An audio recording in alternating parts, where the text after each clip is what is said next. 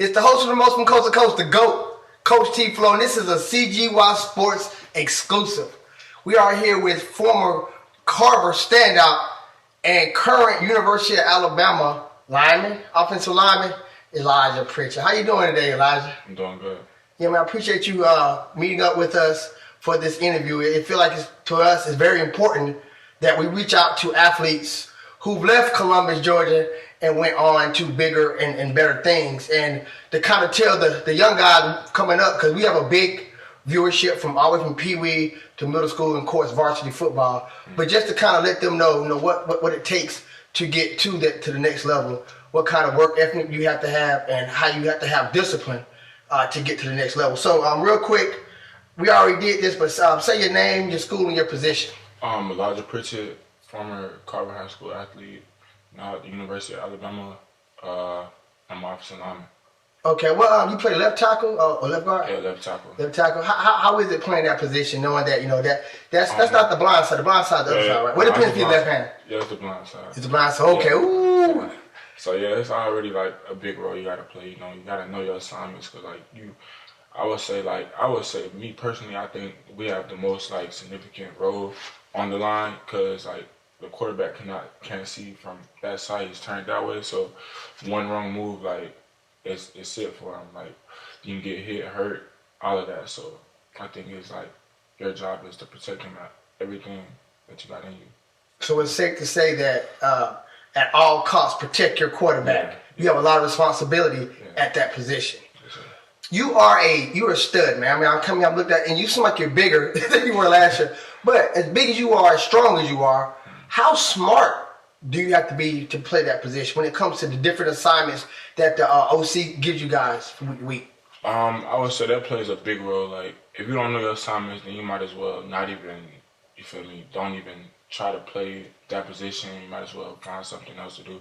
Because like I said, it's a big responsibility. And if you don't know what you're doing, then it's out the window for you. What is it like working with Bryce Young? Bryce Young, he's a cool person. He's really chill. He's more chill than what people actually think of him.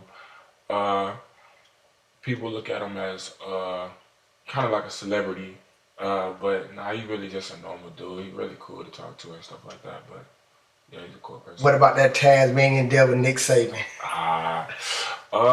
He got his days, Some days he'll go off on you. Some days he'll be real chill. It just depends on how he's feeling, really.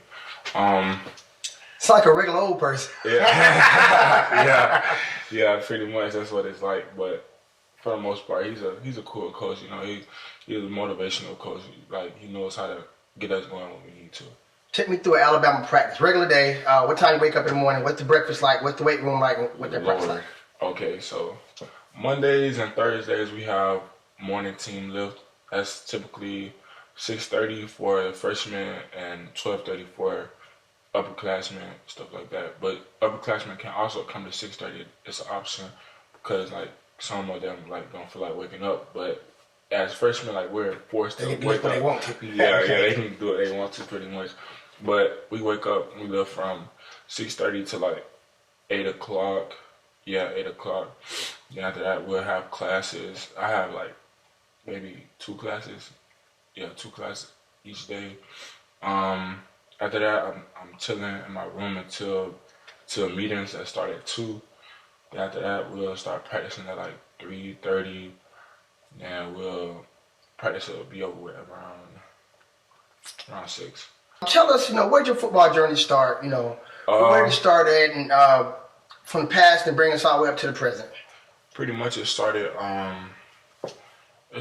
high school year.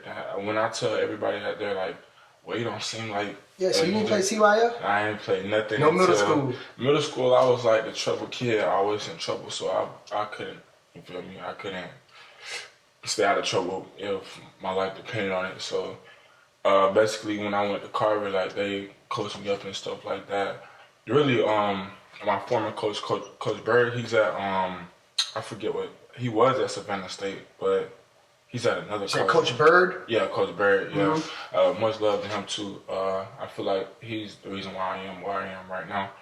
because of the things he taught me, like in the life lessons I've learned from just Carver in general. And I think that's a coach's responsibility to instill life lessons into athletes while you're teaching them the sport. Yeah. And like you said, you mess something, you'll always be able to remember and be able to mentor and tell this story about Coach Bird to other people once you get to that upper level and people start coming to you for mentorship. What's the main thing you miss since you went to college? Now, you're away, you in Tuscaloosa, which it ain't that far, but it's far enough. What's the main thing you miss about home?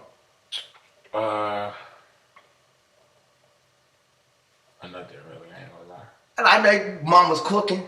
Yeah, that's pretty much it. Mama's cooking. I know where we come from, especially the last couple of years, we've gotten a little violent out here, I should say. Yeah. And a lot of times, I'm not saying you, of course, but athletes, they're high spirited, and especially the ones that go to some of these schools.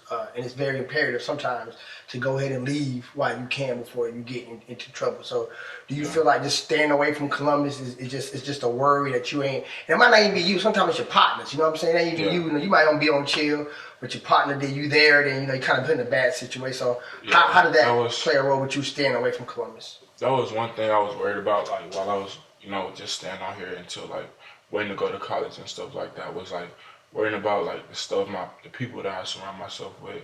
And, cause it's not like it was like when we was kids and stuff. Like you gotta watch your back, even your friends and stuff like that. Yeah, snaky. Yeah, most definitely. I look at all my friends or the people I call friends like as brothers. You feel me? Like I tell them to stay out of the way, be safe, especially watch who you're around.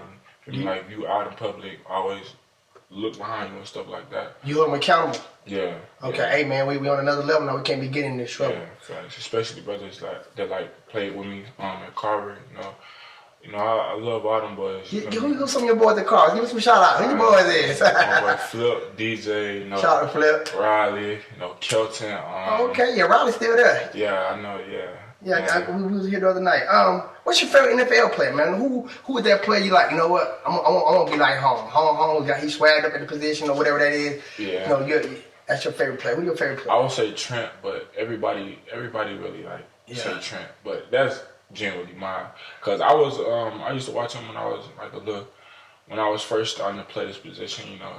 Cause my coach, he would always be like, you want to see some dominant people. He goes, here's one person you can look up to, you feel me, and stuff like that. And yeah, for the most part, he's been like a dog on the field, so I kind of like model my game after him. For sure. Offensive tackle, right? What are some of the skill sets or some exercises or drills can younger players do to get ready for the next level?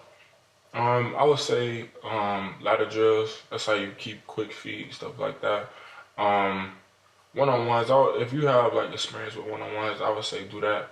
But if you don't really like stress yourself out about it, because like don't practice the wrong technique, because that'll lead to bad habits and stuff like that. Exactly. Especially if a coach has to make you unlearn something that you've been doing wrong. Yeah. What about on in the weight room? Squats, bench press, deadlifts?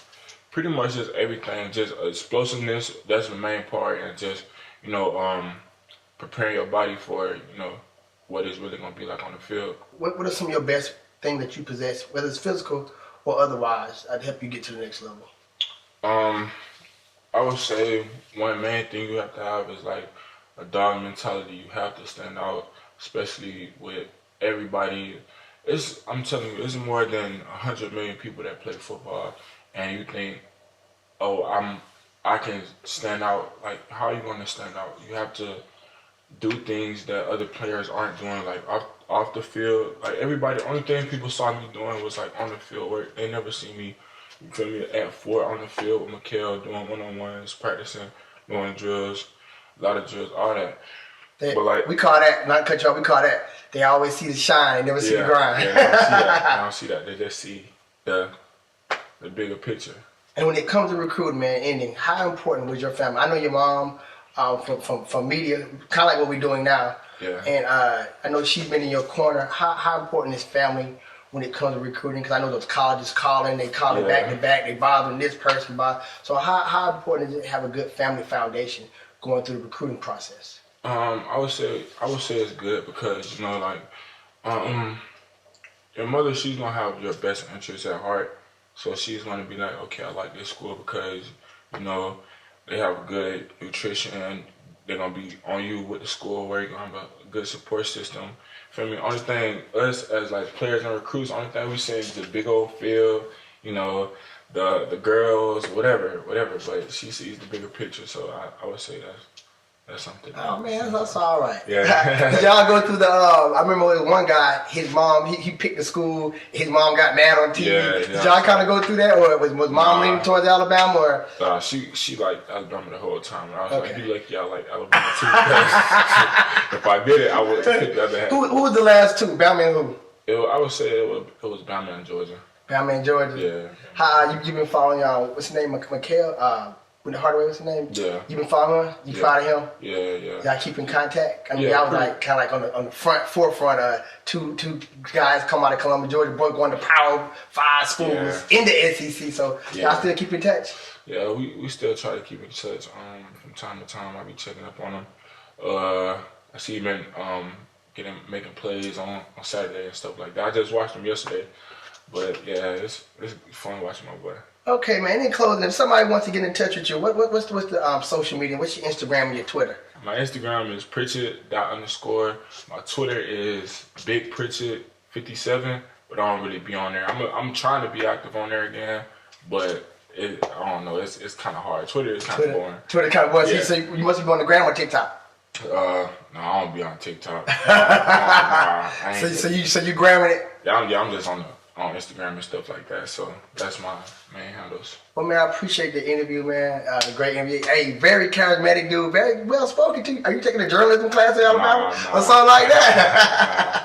This is I appreciate it. Oh, no doubt, man. I'm gonna let you go. He's a busy man, man. You know, anybody plays for the University of Alabama, you know they got a hectic schedule. I know he had to get back to school too, right? Yeah. Got class tomorrow? No, I got okay, I'm gonna let him go. tonight. Oh, man. Look, he did this for CGY Sports. I feel so lucky. He stayed here to let me get this interview in. I got with me, guys. So I'm shout out to Elijah. Make sure y'all follow him on Instagram because he don't really be on Twitter like that. And this is a platform, like I say, guys, CGY Sports Highlights, where we highlight local players who make it to the next level, and we ask them how, you know, when it comes to you guys getting to the next level, what you can go through. He told you if you're playing the position of offensive tackle, that's probably any position in football. You got to have good feet, explosiveness, and you got to be smart so you can stay in them books, guys.